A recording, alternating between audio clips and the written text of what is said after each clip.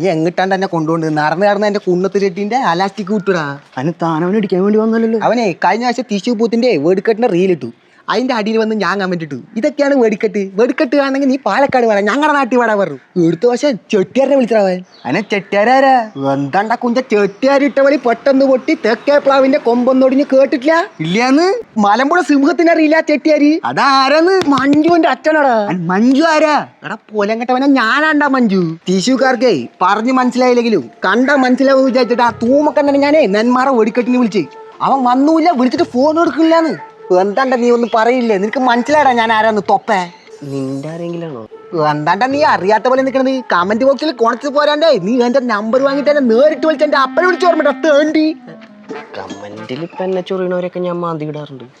വേറെ കുറെ ആൾക്കാരെ വിളിച്ചിട്ടുണ്ടാവും. നീ ഇപ്പൊ വിളിച്ച ചെട്ടിയാരനാണ്, മഞ്ജുവിന്റെ അച്ഛന്. മലമ്പുഴ സിംഗം കോലങ്കട്ട അവരാധിക്ക് വരെ അറിയാം, നിനക്ക് അറിയില്ലടാ?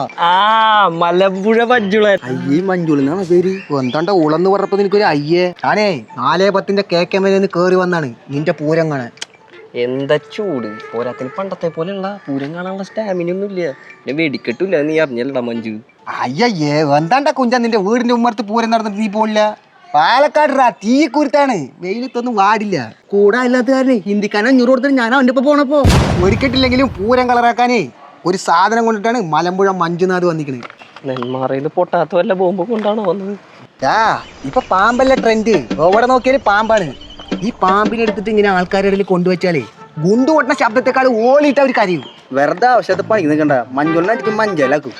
അയ്യോ അങ്ങനെയാണെങ്കിൽ വേണ്ട, നമുക്ക് പൂരം കാണാൻ പോവാം. ഈ സാധനം ആൾക്കാരുടെ കൊണ്ടിട്ട് കഴിഞ്ഞാലേ കാരണന്മാരെ എനിക്ക് അടി കിട്ടും. നീ എന്തിനാണ്ടാ പേടിക്കണേ? മഞ്ജുള്ള വിശ്വാസമില്ല, നീ നിന്റെ കയ്യിലാ വെച്ചോതാ. എന്താണ്ടത് വേറെ ഒന്ന് തട്ടിയത്? അതെന്റെ വാല. നിന്നെ ഞാൻ മറന്നിട്ടില്ല, അടുത്ത പോലെ വേടിക്കെട്ടും ഞാൻ നിന്നെ പിടിക്കാം. റബ്ബർ പാമ്പാണല്ലേ? റബ്ബർ പാമ്പിനെ കണ്ട് പേടിച്ചു മണ്ടൻ. അപ്പൊ അവനേത് പാമ്പിനെ കൊണ്ടുപോയേ? എന്താണ്ടാ നിന്റെ റബ്ബർ പാമ്പിനെ നീ തിരിച്ചു കൊണ്ടുപോയേ? കയ്യിലുണ്ട്, ഒന്ന് നോക്കിയേ. ഇതിപ്പോ എന്ത് ചോദിക്കാനുള്ളത്? കയ്യിൽ തന്നെ ഉണ്ട്. എന്താണ്ടത് പിൻസൂചി ഉണ്ടാ നിന്റെ കയ്യിൽ? എന്താണ്ടാ ഉറുമ്പ് കടിച്ചാ? ഉറുമ്പൊക്കെ പട്ടില് പല്ല് വെച്ച് കടിക്കുന്നു. എടാ മണ്ട, നീ കൊണ്ടുപോയത് ഒറിജിനൽ പാമ്പിനെയാ. നിന്റെ റബ്ബർ പാമ്പ് എവിടെ ഈ മധുരം ഇരിക്കുന്നുണ്ട്. പോരാത്തത് എവിടെ ഒരു മാളവും കാണാണ്ട്. അധികം തിരുമ്പിട്ടേ കടി ഇനി വാങ്ങാൻ നിൽക്കണ്ട. പട്ടിയല്ല അത്, പാമ്പാണ് ഒറിജിനല്. ഓട്ടയുള്ള ഷെഡിയാണ്.